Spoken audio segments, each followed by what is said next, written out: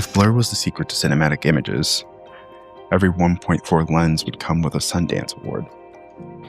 But it doesn't work that way. Shallow depth of field looks impressive. It isolates and it softens to fractions. And yet you shoot wide all day and the images still end up coming out flat. And because blur hides background detail, it doesn't build the dimension. Cinematic depth comes from the relationship inside of the frame, from how space is shaped, from how distance is controlled, and how perspective compresses what you're looking at. That's where the differences live. Think about what most home setups actually look like. A desk against the wall, a chair that can't move back much, a wide lens because the room is small. It's practical. It solves the problem. Stand too close, the background stretches away from you. The frame feels expanded, almost hollow. Cinematic rarely feels hollow. It feels grounded. Let's strip this down visually.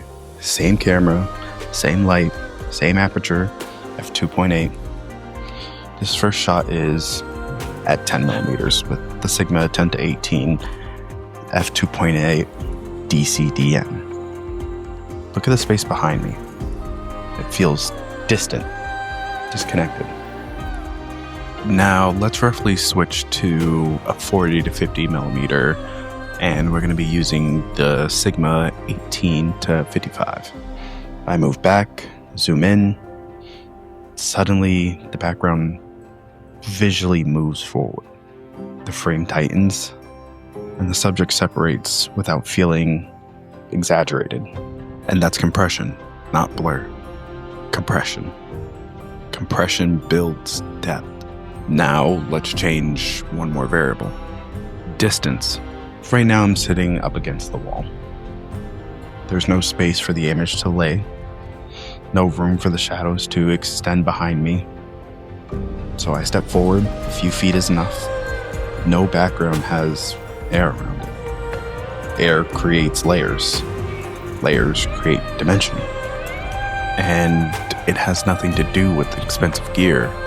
It's spatial awareness. This is the layer that most people overlook. And it's the light setup. The frame looks flat, even with compression. Even with distance, it doesn't matter how far the subject is. It matters how they fall into the shadows. Introduce negative fill. Let one side fall darker, not dramatic, just shaped. Now the face has contour, and the space has structure. The image has weight. Depth is optical and tonal. Since these are part of the demonstration, let's address them.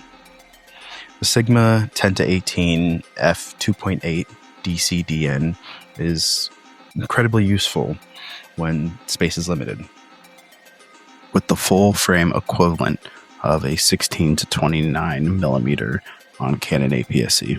It's an ultra-compact, lightweight, and versatile wide lens. And this one's for RF. It features a constant f.2 aperture, making it ideal for landscape, travel, or vlog setups, with the versatility to shoot in lower light environments. If you're filming in your bedroom or small office, it gives you enough space so that you could capture the whole environment. It solves practical problems. So if you want cinematic depth, you have to counterbalance it with positioning and lighting. The Sigma 18 to 55 f2.8 DCDN opens up a different range. It's another Sigma RF contemporary lens with an equivalent focal range of 27 to 75 millimeters. It also features a constant f2.8 aperture, making it ideal for cinematic shots, product photography, and talking heads. Push it into 35 millimeters and beyond, and perspective begins to compress naturally. Faces look balanced, backgrounds feel connected, and the frame feels intentional. And because it's a zoom, you can test differences quickly without rebuilding your setup. The flexibility is powerful. especially when you're creating solo. Let's exaggerate this mistake. Wide lens, right up against the camera, back against the wall, flat light. Nothing technically wrong, but it feels generic. So let's rebuild it.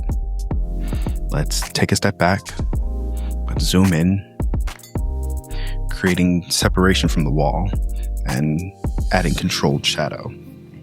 And this is all done with the same gear, just different decisions.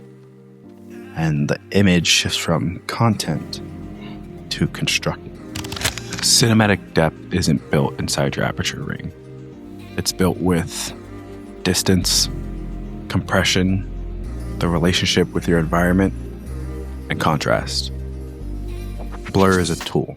Space is design. Step back, zoom in, shape the frame. I'll link both lenses in the description below if you want to experiment with both. Remember that clicking that link and purchasing the item does give me a small kickback, so that it helps support this channel.